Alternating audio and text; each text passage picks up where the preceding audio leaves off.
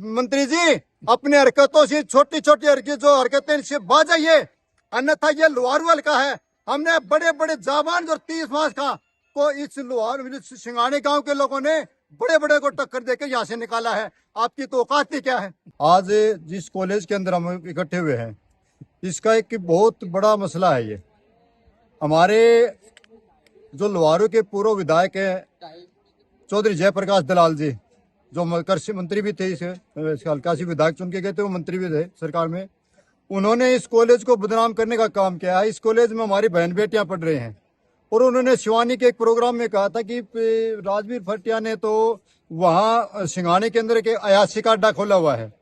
तो मैं उनसे कहना चाहता हूँ कि आप इतने बड़े ओहदे पर बैठे हुए लोग हो और आपको इस प्रकार की जो ये अशोभनीय भाषा है ये आपको शोभा नहीं देती। इसके लिए आज जो लड़कियां थी उनकी तरफ से, पेरेंट्सों की तरफ से हमें यहाँ बुलाया गया था और इन लड़कियों ने हमें ज्ञापन दिया गया है कि इस ज्ञापन के ऊपर कार्रवाई की जाए। तो उन्होंने ज्ञापन में हमें बताया है कि इस प्रकार की जो मंत्री जी ने जो अशोभनीय टिप्पणी हमारे ऊपर की, हमारे चरित्र के ऊपर लांछन लगाया, इसके लिए मंत्री जी माफी मांगे। अगर वो माफी नहीं मांगेंगे तो हम कानूनी कार्रवाई करेंगे। विधायक इसके जो ओनर हैं उसको नीचा दिखाने का काम करते, क्योंकि प्रेजेंट में वो इस लोहारू हल्का के विधायक है। वो उन्होंने ये कॉलेज खोल रखा है। इस कॉलेज के अंदर जो हमारी बेटियां पढ़ती हैं उनकी 1 रुपया भी फीस नहीं लगती, वो फ्री ऑफ कॉस्ट पढ़ती हैं। दूसरी उन्हें सुख सुविधा दे रखी कि यहाँ से बस कॉलेज के अंदर से बस बच्चों लड़कियों को बैठा करके ले जाती है और उनके घरों तक छोड़ती है और घरों से बैठा करके यहाँ तक लाती है। अगर वो इतना, तीसरा उन्होंने क्या कर रखा है कि गरीब की घर में जो कोई भी शादी होती है तो लड़कियों को 5100 रुपए के नादान के रूप में डालते हैं और जिस लड़की के माँ बाप ने उसको 1 लाख रुपए डालते हैं। तो हर प्रकार से मतलब गरीब गुरबे के जो लोग उनको हर प्रकार से मदद करने का काम करते हैं।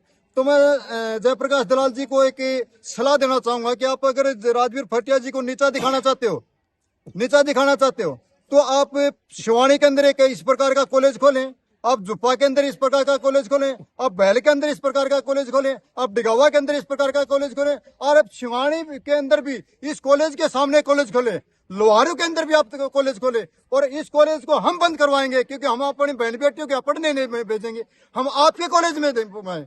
अगर ये 5100 रुपए का अनुदान डालता तो आप 11,000 रुपए डालें, हम राजवीर भटिया को कार्ड ही नहीं पहुंचाएंगे, हम आपको कार्ड पहुंचाने का काम करेंगे।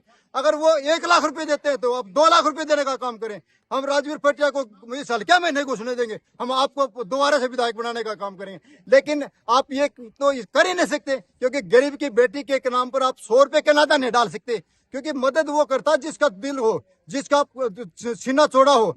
अरे तो आपने तो मदद ली है, आपने मदद किसी को दी थोड़ी है। आप गरीब गुरबे की जो बेटियां पढ़ती है ना, उसके जो शिक्षा मिलती है यहाँ से, उस शिक्षा के ऊपर आप आरा चलाना चाहते हो। आप इस शिक्षा को मतलब खत्म करके हमारी बहन बेटियों को वापिस मजदूर तबके में मजदूर बनाना चाहते हो। इसलिए मैं आपको सलाह देना चाहता हूँ, मंत्री जी अपने हरकतों से, छोटी छोटी जो हरकतें, इनसे बाज जाइए, अन्यथा ये लोहारू हल्का है। हमने बड़े बड़े जाबान जो 30 मास का को इस लोहारू सिंगाने गांव के लोगों ने बड़े बड़े को टक्कर देकर यहाँ से निकाला है। आपकी तो औकात ही क्या है, आपकी तो औकात ही क्या है।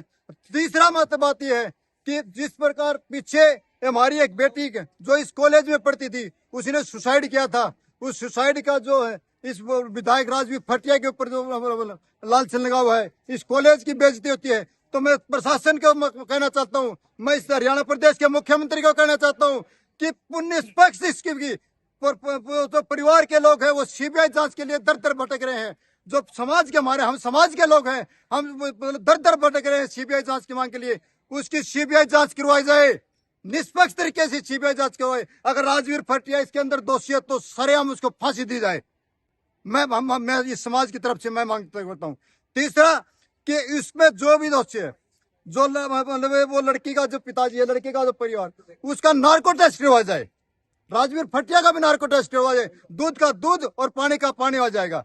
न हम पक्ष में है न विपक्ष में, हम निष्पक्ष जांच करवाना चाहते हैं।